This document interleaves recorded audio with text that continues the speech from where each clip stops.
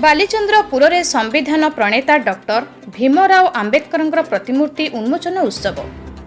महान संविधान प्रणेता डॉक्टर भीमराव आंबेडकर 135तम जयंती पालन अवसर में विश्व हिंदू परिषद और बजरंग दल मिलित आनुकूल्य रे बर्चणा ब्लॉक अंतर्गत बालीचंद्रपुरस्थ पंचायत कार्यालय परिसर में डॉक्टर भीमराव आंबेडकर प्रतिमूर्ति बालीचंद्रपुर पंचायत सरपंच श्रीमती अनुपमा बण सभापतित्व में मुख्य अतिथि भाव जाजपुर जिला भाजपा साधारण संपादक सुभाष चंद्र नंद जोगदे भारतर हृदयस्पंदन डॉक्टर संविधान प्रणेता डॉक्टर आंबेडकर प्रतिमूर्ति उन्मोचन अंचलवासी को गौरव आनी देछि।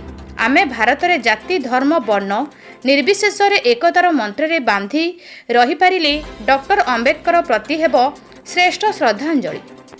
बजरंग दलर बर्चणा प्रखंडर संयोजक अनंत किशोर दास मुख्य आयोजन क्रमे एही प्रतिमूर्ति पंचायत कार्यालय रे स्थापित करा जायतिला।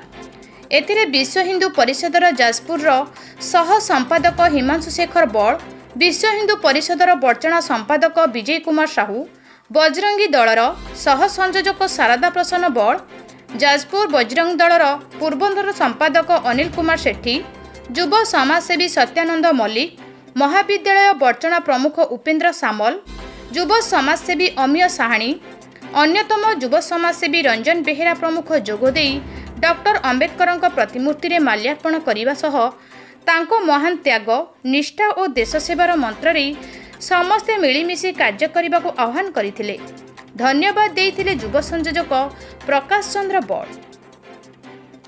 बर्चणारू एकादशी सेठी रिपोर्ट, सूर्यास्त न्यूज। कुमार साहू, संपादक विश्व हिंदू परिषद बर्चणा प्रखंड। अच्छा, बर्चणा रे आज बालचंदपुर ठारे पंचायत कार्यालय रे भीमराव जी संविधान प्रणेता तांकर प्रतिमूर्ति उन्मोचन होला। ए विषय कौन आपण कहबे? देखंतु बाबा साहेब भीमराव रामजी आंबेडकर से होचंती आम विधि व्यवस्थार जड़े स्थापत्यकार माने जहाँ को कह जाए जे तांको विधि व्यवस्था द्वारा ये देश ए समाज आज परिपूर्ण, ए समाज परिचालित तांको विधि व्यवस्था द्वारा।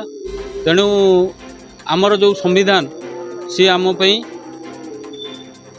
प्रणयन कर जाइछंती, आमे सारा देश सारा भारतवर्ष गर्व अनुभव करूँ। एपरी जने भारतवर्षर सुयोग्य संतान आम मान भितर 1891 मसीह सेते बेलर ब्रिटिश शासनाधीन सेंट्रल प्रोविंस जहाँ बर्तमान मध्य प्रदेश कहुच्छी महूठारे जन्म होते एवं तांको जीवन काल रे से एते पांडित्य थिला तांको भितर 32टा डिग्री भी से हासिल करथिले।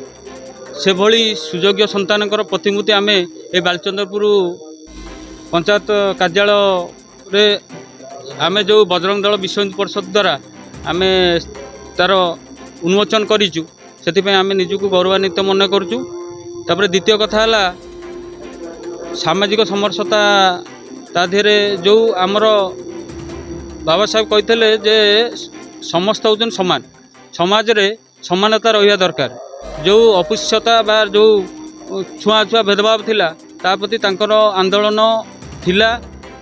समस्त जनसमाज द्वारा एबे भी से आंदोलन अच्छी आगु रहिबो। विश्व हिंदू परिषद बजरंग दल सबुबले ए जो छुआ छुआ भेदभाव ठूँ दूरे अच्छी एवं